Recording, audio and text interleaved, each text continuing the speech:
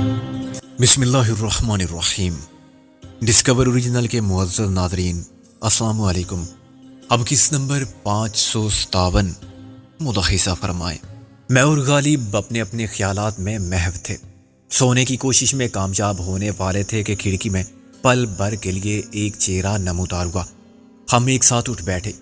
وہ کسی فوجی کا مونچھوں والا کرخت چہرہ تھا جو پل بھر کے لیے نظر آیا، پھر اس نے کوئی چیز کھڑکی میں رکھی اور غائب ہو گیا۔ میرے ذہن میں آنے والا سب سے پہلا خیال یہ تھا کہ وہ ٹائم یا دستی بم ہے۔ مونچھوں والا اسے پن نکال کے رکھ گیا ہے۔ دستی بم پن نکالنے کے بعد 5 سیکنڈ میں پھٹ جاتے ہیں۔ اتنے کم وقت میں سب کو جگانا، خطرے سے خبردار کرنا اور ان کو محفوظ رکھنے کے لیے اس جگہ سے منتقل کرنا ناممکن تھا۔ چنانچہ ایک ہی خیال کے تحت میں اور غالب 1 سیکنڈ میں کھڑکی تک جا پہنچے کہ وہ دستی بم ہو تو اسے پھٹنے سے پہلے باہر اچھال دیں۔ اس وقت مجھے قطعی علم نہ تھا کہ وہ دستی بم ہے تو اس کی پن کو کھلے ہوئے 3 سیکنڈ گزر چکے ہیں یا 4، اور وہ میرے ہاتھ میں لگاتی پھٹ گیا تو کیا ہوگا؟ لیکن وہ دستی بم نہیں تھا۔ عین وقت پر میں نے اسے دیکھ لیا اور اٹھا کر پھینکتے ہوئے اس کے بہت کم وزن نے میرا ہاتھ روک لیا۔ دستی بم اتنے ہلکے نہیں ہوتے، اس کے علاوہ شکل سے بھی وہ بم نہیں بلکہ واقعی ٹاکی لگتا تھا۔ میں نے اسے پلٹ کر دیکھا تو مجھے اسپیکر کی جالی اور آن آف کرنے والا سوئچ نظر آنے لگا۔ غالب باہر دیکھ رہا تھا اور آگے جھک کر اس شخص کو تلاش کر رہا تھا جو یہ تحفہ چھوڑ کے غائب ہو گیا تھا۔ میں نے کہا، مرزا، یہ تو فرشتے اجل کا تحفہ نہیں ہے، لیکن وہ تھا کون؟ کس نے بھیجا تھا اسے؟ یہاں تو کوئی بھی نہیں ہے۔ وہ کوئی بھوت تھا، میں نے کہا۔ یعنی میرا سسر؟ نہیں، اس کی مونچھیں نہیں ہیں، غالب بولا۔ نازو بھی شاید ابھی سوئی نہیں تھی، چنانچہ ہماری بگدڑ پر وہ بھی اٹھ کے آ گئی، مگر اس نے غالب کی بات کو سنا ہی نہیں۔ کہیں یہ خفیہ قسم کا بم نہ ہو؟ نازو بولی۔ یہ خفیہ بم ہے تو تمہیں کیسے نظر آ رہا ہے؟ غالب نے سوال کیا۔ اور بائی دی وے، خفیہ بم ہوتا کیا ہے؟ میرا مطلب تھا واقعی ٹاکی جیسا، کھلونا بنا کے اندر بم نہ فٹ کر دیا گیا ہو، آن کرتے ہی پھٹ جائے۔ نازو نے بگڑ کے کہا۔ میں نے اس کا معائنہ کرتے ہوئے کہا، میں اس امکان کو ذہن میں رکھتے ہوئے بھی یہ خطرہ مول لوں گا۔ گویا خودکشی باقائمی ہوش و حواس۔ غالب نے کہا، کیا اس کے لیے آپ مجھے اور مسماتا نازو کو اتنی مہلت دیں گے کہ ہم اس کھڑکی سے کود کے فرار ہو جائیں اور کم سے کم 50 گز دور چلے جائیں؟ آخر کوئی تو باقی رہنا چاہیے جو لوائقین کا رول کر سکے۔ میں نے اسے آن کر دیا۔ یہ اجتماعی خودکشی ہوگی، لوائقین سمیت۔ ٹیلی فون ریسیور جیسی اس آلے میں سے ہلکی ہلکی سرسراہٹ سنائی دے رہی تھی۔ میں نے اسے کان سے لگایا مگر کوئی اور آواز نہ سن سکا۔ پھر نازو نے ریسیور لے لیا اور بولی، مجھے تو کچھ سنائی نہیں دیتا۔ غالب ہنس پڑا۔ مجھے وہ مشہور لطیفہ یاد آ رہا ہے۔ میں نے کہا، میں نے سنا ہے، مگر میں پھر سناؤں گا۔ ایک پاگل آدھے گھنٹے سے دیوار کے ساتھ کان لگائے بیٹھا تھا۔ ایک وارڈن ادھر سے گزرا تو وہ بھی پاس بیٹھ گیا اور کچھ دیر بعد بولا کہ مجھے تو کچھ سنائی نہیں دیتا۔ پاگل نے افسوس سے سر ہلا کے کہا، بے وقوف کے بچے، جب آدھے گھنٹے سے مجھے کچھ سنائی نہیں دیا تو 5 منٹ میں تجھے کیا سنائی دے گا؟ لاؤ یہ چیز مجھے تو۔ کیا تم وارڈن ہو؟ نازو نے کہا، بھئی این ممکن ہے تم دونوں کی سماعت متاثر ہو چکی ہو مگر تمہیں پتہ نہ ہو۔ غالب نے ریسیور کان سے لگا لیا۔ بالکل ٹھیک، تم لوگ تو واقعی بہرے ہو۔ میں نے اسے مذاق سمجھا۔ کس کی آواز سن رہے ہو؟ کسی بھوت کی؟ غالب نے نفی میں سر ہلایا۔ میرے سسر محترم ڈائریکٹ بات کرتے ہیں، وائرلیس اور ٹیلی فون غیر محفوظ شیطانی آلے ہیں۔ بات کرتے کرتے وہ ایک دم سیریس ہو گیا اور پھر ریسیور اس نے مجھے تھما دیا۔ اس میں کوئی بہت آہستہ سرگوشی میں بول رہا تھا، hello hello, do you read me? میں نے کہا، آئی ریڈ یو۔ کون ہو تم؟ تمہارا دوست۔ وقت کم ہے اس لیے جو میں کہہ رہا ہوں وہ غور سے سنو۔ اس نے کہا، تمہارا سب اسلحہ ضبط کر لیا گیا ہے، وہ بھی جو تم نے کار میں چھپایا تھا۔ یہ تو کوئی نئی اطلاع نہیں ہے۔ تمہیں شام 6 بجے ایک ٹرک واپس لے جائے گا، اس میں حفاظت کے لیے 5 آدمی ہوں گے، ڈرائیور سمیت 6۔ ایک آگے بیٹھے گا، 4 تمہارے ساتھ پیچھے ہوں گے، ان کے پاس خود کار ہتھیار ہوں گے، ہم ان سے نمٹ لیں گے۔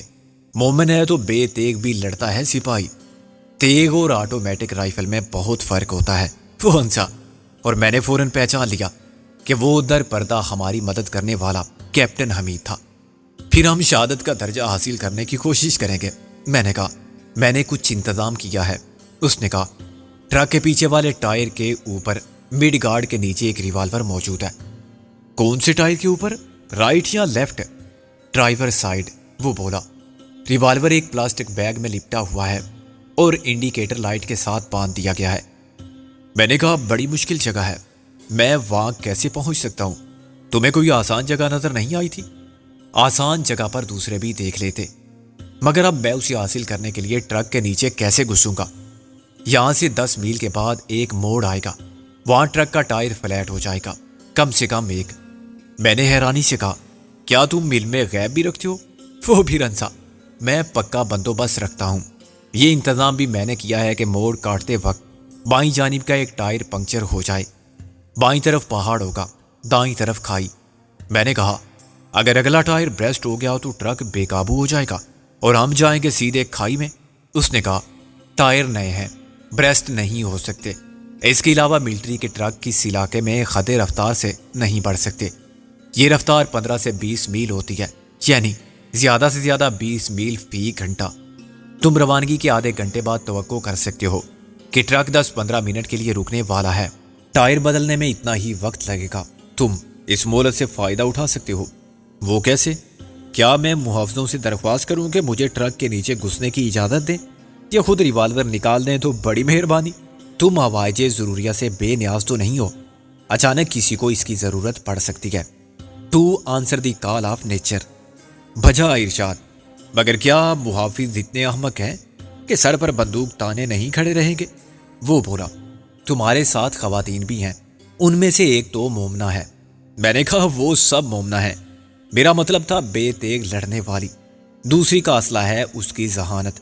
उसने आज इस्तगासा के सबसे अहम गवाह एक बच्चे के हाथों जीरा करने वालों की ऐसी तैसी करा दी। ऐसा सबक पढ़ाया था उसे। तुम्हारी मुराद काजल से है? उसका नाम भी खूब है। आंखों की मुनासबत से फुर्सत होती या मौका मिलता तो मैं उस पर फरीफ्ता हो जाता। बाद में उसे बता देता कि उसका एक गायबाना आशिक मैं भी था। नाज़ो और काजल बहुत कुछ कर सकती हैं। मैंने कहा, मोहतरम आशिक साहब, आप तीसरी खातून को नज़रअंदाज करके मेरे जज्बात को मजरू कर रहे हैं। क्या वो बेवकूफ़ है? दरअसल उसने कोई अक्लमंदी की बात नहीं की मेरे सामने, और है भी जरा ऐसी ही मासूम सी, बोली बाली सी। बिलाशुबा वो सबसे हसीन है, मगर थैंक यू। तुम्हारी इतला के लिए अर्ज है कि वो बहुत काबिल और कामयाब वकील भी है, बैरिस्टर है, नहीं थी कहो। यहाँ तो अदालत में उसकी आवाज़ भी नहीं निकली। वो अदालत आलिया की वकील है, और ये तो कबायली जरगा भी नहीं था। मैंने खफगी से कहा, तुमने मजीद मजरू कर दिया है मेरे जज्बात को। वो हंसने लगा, कई जख्मों की ताब ना ला के तुम्हारे जज्बात दम न तोड़ दें। इससे पहले मैं ये बकवासी हालात तोड़ दूंगा, तुम्हारा सर तोड़ दूंगा। क्या वो भी तुम्हें इतना ही चाहती है? मैं उसकी तरफ से बयान हल्फी दाखिल कर सकता हूँ। मुआफ करना, फिर तो मुझे शुबह है उसकी जहानत में। खैर, मैंने कहा था कि वक्त कम है और खुद भूल गया। वक्त की कमी के बायस मैंने तुम्हारी गुस्ताखी को माफ किया। जैसे ही ट्रक रुके, मिस काजल की तरफ से दरख्वास्त की जाए कि वो अशद जरूरत महसूस करती है। To answer the call of nature.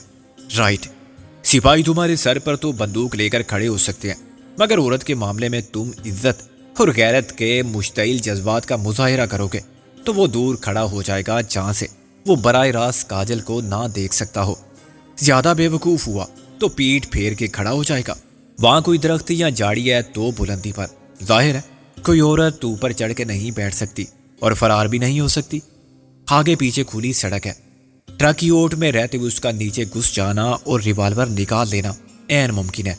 वही ड्राइवर भी टायर बदल रहा होगा, लेकिन उसकी सारी तवज्जो ट्रक को जैक से ऊपर उठाने या नट बोल्ट खोलने पर होगी। वैसे भी उस वक्त तक अंधेरा हो जाएगा और ट्रक के नीचे उसे कोई नकलो हरकत महसूस नहीं होगी, बशर्ते कि उसमें एहतियात की जाए और कोई गैर मुतवक्की हादसा ना हो। मसलन उसे अचानक छींक ना आए, उसका सर ऊपर किसी चीज से ना टकराए और वो ऊई की आवाज ना निकाले, खाए अल्लाह वगैरह ना कहे। नहीं कहेगी, मैंने उसे यकीन दिलाया। अलबत्ता छींक ना आने की जमानत नहीं दे सकता। इश्क और मुश्क की तरह उसे भी छुपाया नहीं जा सकता। खैर, फर्ज करो उसने रिवॉल्वर हासिल कर लिया, उसके बाद फिर क्या? सबसे पहले तो गोली मार दे ड्राइवर को। उस टीम में वो इकलौता ड्राइवर है। फिर उस मुआफिज को जिसने उसे नीचे घुसने की इजाजत दी थी। मैंने कहा, वार प्लान तो हम बना लेंगे, مگر پہلے ایک اور سوال کی وضاحت ضروری ہے، جلدی سے پوچھ لو، مجھے جانا ہے۔ کیا تم یہ اسلحہ ہم تک اسی طرح نہیں پہنچا سکتے جیسے یہ آلہ گفت و شنید کا پہنچایا تھا؟ وہ مونچھوں والا تو چھلاوا تھا۔ تمہیں ٹرک پر سوار کرانے سے پہلے تلاشی ہوگی، دستور کے مطابق اس وقت تمہاری جیب سے پن بھی برآمد کر لی جائے گی۔ کیا تم تلاشی نہیں لے سکتے یا کسی ایسے شخص کو اس فرض پر مامور نہیں کر سکتے جو ہماری جیب میں توپ بھی دیکھے تو نظر انداز کر دے؟ نہیں، جو میں نے کیا ہے اس سے زیادہ میں کچھ نہیں کر سکتا، کیپٹن امید نے کہا۔ تمہیں اندازہ نہیں کہ میری پوزیشن کتنی نازک ہے۔ تمہارے دشمن پہلے ہی بہت چلائے ہوئے ہیں کیونکہ میں نے اس کیس میں ساری کارروائی عین قانون کے مطابق کی، جو میں ہمیشہ نہیں کرتا، اور اس طرح تم سب کو مارے جانے سے بچا لیا، ورنہ وہ بہت مشتعل تھے۔ تم نے مار پیٹ کی تھی اور ایک قتل کر دیا تھا، مرنے والا انہی کا ساتھی تھا۔ تمہیں کیفری کردار تک پہنچانے کی کارروائی وہ خود کرنا چاہتے تھے، مگر اس لیے بھی نہ کر سکتے تھے کہ تم انڈین پاسپورٹس پر سفر کر رہے تھے اور پاسپورٹ جعلی نہیں تھے، مگر ہمارے نام تو غلط لکھے ہوئے تھے۔ وہ ایک گمنام فون کال تھی، اسے معتبر نہیں سمجھا جا سکتا اور اسے بنیاد بنا کے قطعی فیصلہ کرنے کا سوال ہی پیدا نہیں ہوتا تھا۔ میں نے سب کے کان میں یہ بات ڈال دی تھی کہ وہ اس اطلاع پر بھروسہ نہ کریں۔ عین ممکن ہے کسی نے دشمنی میں بھی فون کر دیا اور پاسپورٹ کے اندراجات درست ہوں۔ اس کے بعد میں نے تمام معاملات تمہارے دشمنوں کے سپرد کر دیے ہیں۔ محافظوں کا انتخاب بھی خود انہوں نے کیا ہے اور وہ بنگالی نائب صوبے دار کی کمان میں ہوں گے۔ گویا یہ بھی ممکن ہے ان کا خفیہ منصوبہ ہمیں راستے میں ہی ٹھکانے لگانے کا ہو۔ میں نے کہا، بالکل ٹھیک سمجھے تم۔ قیدیوں پر فرار کی کوشش کا الزام عائد کر کے انہیں گولی مار دینا بہت آسان کام ہے، اور یہ نیک کام انہوں نے ٹائر فلیٹ ہونے سے پہلے ہی کر لیا۔ پھر نہیں، وہ جلدی نہیں کریں گے۔ پوری رات کا سفر ہوگا تو وہ اس کے لیے آدھی رات کے بعد کا وقت بہتر سمجھیں گے، جب ٹریفک بالکل نہیں ہوتی۔ بنگالی صوبے دار آگے ڈرائیور کے ساتھ بیٹھا ہوگا، اور جب ٹائر بدلا جائے گا تب بھی بیٹھا ہی رہے گا، مگر کاجل کی درخواست منظوری کے لیے اس کے سامنے پیش ہوگی۔ اس وقت وہ ضرور اترے گا، اور کاجل ڈرائیور کو گولی مارنے کے بعد اسے یرغمال بنا لے تو میں نے اس کی بات کاٹ دی۔ تمہارا پلان اچھا ہے، لیکن ہم موقع محل اور صورتحال کے مطابق کچھ نہ کچھ کر لیں گے۔ ایک ریوالور بہت ہے، باقی ہماری ہمت اور ہماری قسمت۔ Thank you very much. خدا کرے یہ آخری احسان کا قرض ہو۔ اب تک نہ جانے ہم کتنے لوگوں کے مقروض ہو چکے ہیں۔ مجھے قرض خواہوں میں مت شامل کرو۔ قرض میں سے ایک نقطہ کم کر کے فرض کر لو۔ کیا تمہارا یہ فرض تھا؟ اچھا، ایک نقطہ اور کم کر لو۔ فرض نہیں، یہ مرض تھا، جذباتی عارضہ، جیسے تمہیں لاحق ہے۔ اس میں آدمی کی عقل کے بریک فیل ہو جاتے ہیں۔ اس کی بات اچانک ختم ہو گئی۔ ریسیور میں صرف سرسراہٹ رہ گئی۔ یہ کیا ہوا؟ میں نے تشویش سے کہا۔ پہلے غالب اور نازو بالکل خاموش کھڑے ریسیور کی وہ آواز سننے کی ناکام کوشش کرتے رہے تھے جو براہ راست میرے کان میں داخل ہو رہی تھی۔ یہ آواز اتنی کم تھی کہ خود میں بڑی مشکل سے سن رہا تھا۔ پھر غالب اور نازو نے میری یک طرفہ باتوں سے ساری گفتگو کا اندازہ لگانے کی کوشش کی۔ غالب نے ریسیور لے کر کان سے لگایا۔ کورنسا، کچھ بھی تو نہیں ہوا، یہ پہلے کی طرح خاموش ہے۔ پھر کیا سکندر کو کچھ ہو گیا ہے؟ نازو نے کہا۔ یہ اپنے آپ سے باتیں کر رہا تھا۔ غالب نے ٹھنڈی سانس لی۔ خان سکندر کو بھی وہی ہوا ہے جو مجھے۔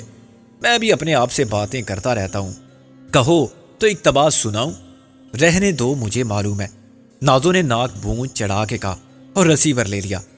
اچھا تو پھر تم سناؤ، غالب بولا، اگر ہمت ہے۔ ہمت کی کیا بات ہے؟ ہمت کی بات تو ہے، خود میں وہ سب نہیں دہرا سکتا کسی کے سامنے، تو تم کیا سناؤ گی؟ اتنی بے شرم تو نہیں ہو تم؟ جلا کر میں نے کہا، یار چونچے بعد میں لڑانا۔ غالب مسکرا کے نازو کو دیکھنے لگا۔ کیوں، ٹھیک ہے نازو؟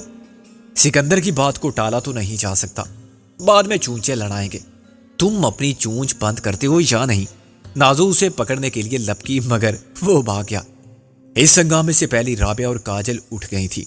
وہ رابعہ کے پاس بڑے مودبانہ انداز میں جا بیٹھا۔ نازو کی پیش قدمی خود بخود رک گئی۔ اب میں نے آواز آہستہ رکھتے ہوئے کیپٹن حمید سے ہونے والی تمام گفتگو سب کے سامنے دہرائی۔ وائرلیس ریسیور اس وقت تک کاف تھا۔ کاجل نے یہ ذمہ داری قبول کرنے سے صاف انکار کر دیا۔ مجھ میں اتنی ہمت نہیں ہے، ایسا نہ ہو کہ میری وجہ سے تمہارا سارا پلان فیل ہو جائے۔ میں نے رابعہ کی طرف دیکھا، اس نے اقرار میں سر ہلایا۔ ابھی تک مجھے کیپٹن امید کے پیش کردہ منصوبے میں کسی خامی کا احساس نہیں ہوا۔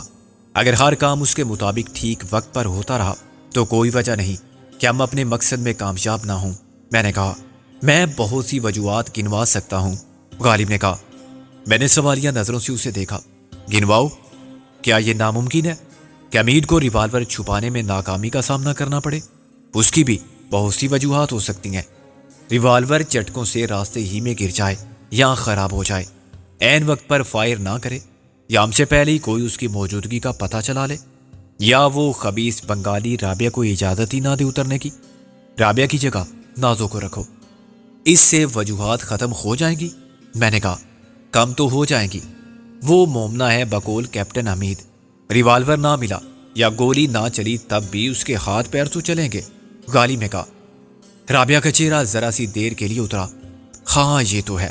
میں نے کہا، نہیں، ہم 1% ناکامی کے اسباب کو 99% کامیابی کے خیال پر ترجیح نہیں دے سکتے۔ رابعہ ہی کرے گی یہ کام۔ کیپٹن امین نے کہا تھا کہ وہ پکا بندوبست کرے گا۔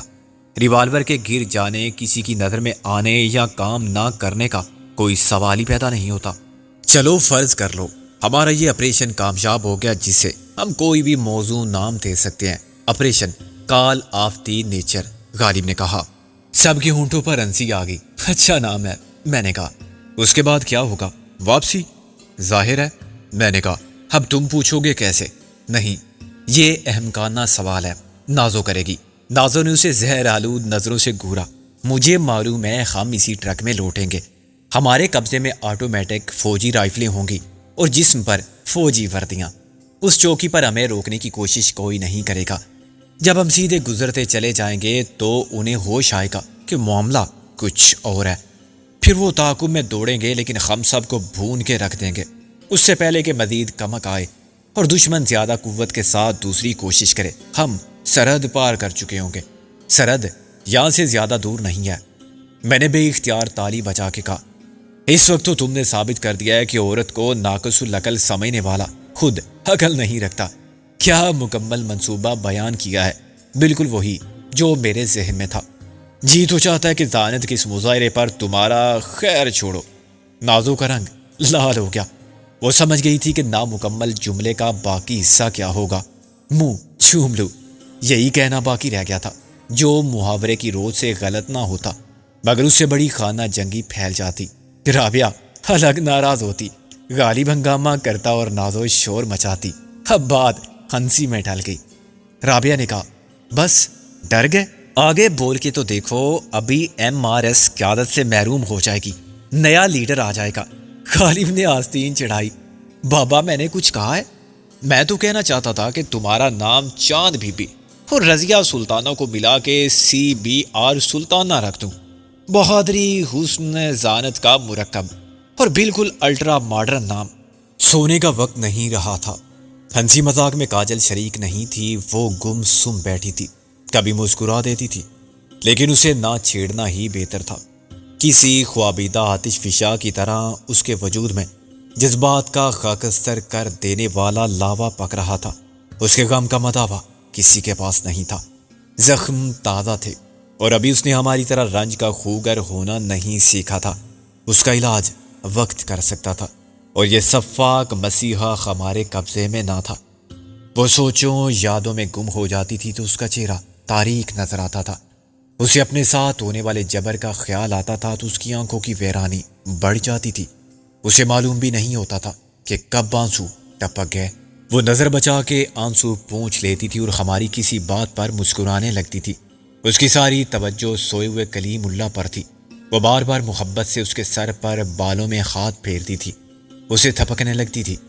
ایک بار مجھے یہ خیال بھی آیا کہ پاکستان پہنچنے کے بعد جب آخرکار ہم کلیم کو اس کے آبائی گاؤں لے جائیں گے اور اس کی پھوپھی کے حوالے کریں گے تو کاجل اچانک ان جذباتی رشتوں سے کیسے لا تعلق ہوگی جو زیادہ سے زیادہ استوار ہوتے جا رہے تھے۔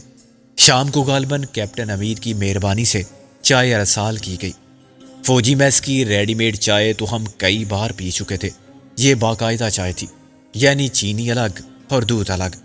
اس کے ساتھ 2 بڑی پلیٹوں میں اخروٹ کی گری تھی، جس نے چائے کے ساتھ بڑا مزہ دیا۔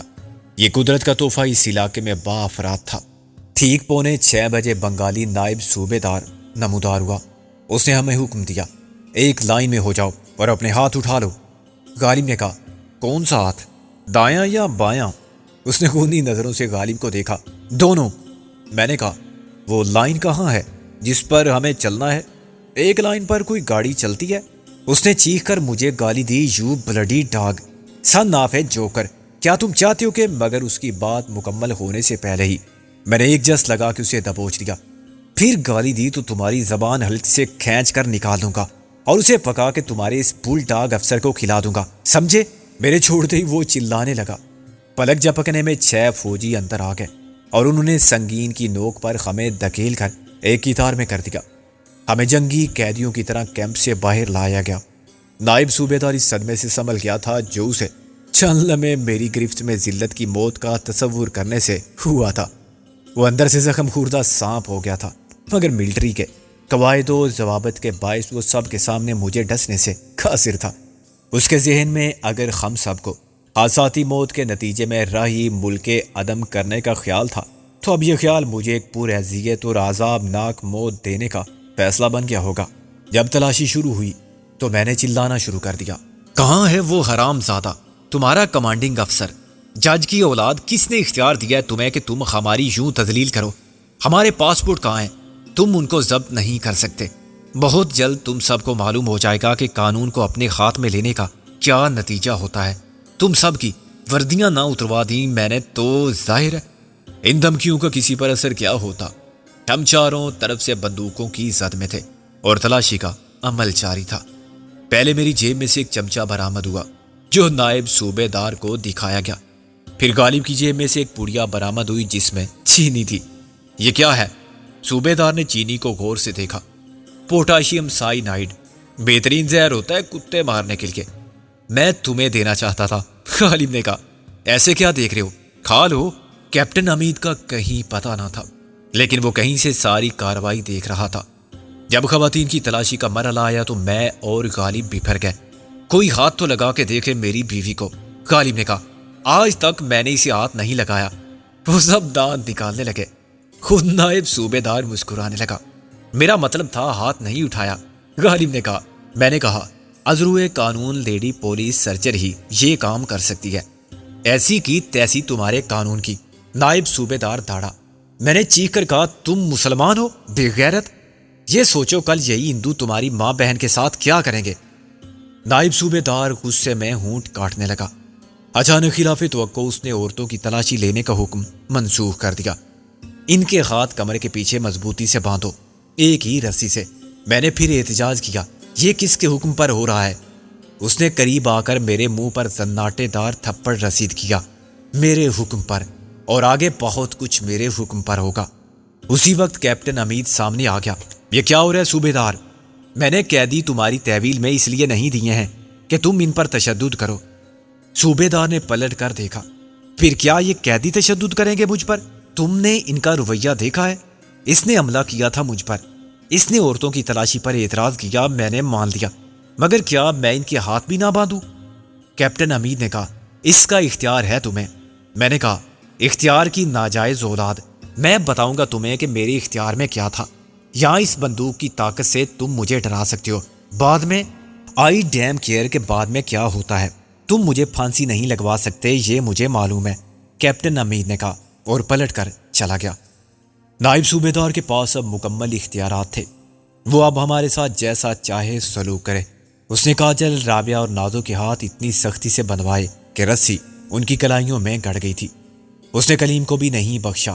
وہ بہت لمبی اور مضبوط رسی تھی جس میں سب باری باری باندھے گئے اور یکے بعد دیگرے ٹرک پر سوار کیے گئے۔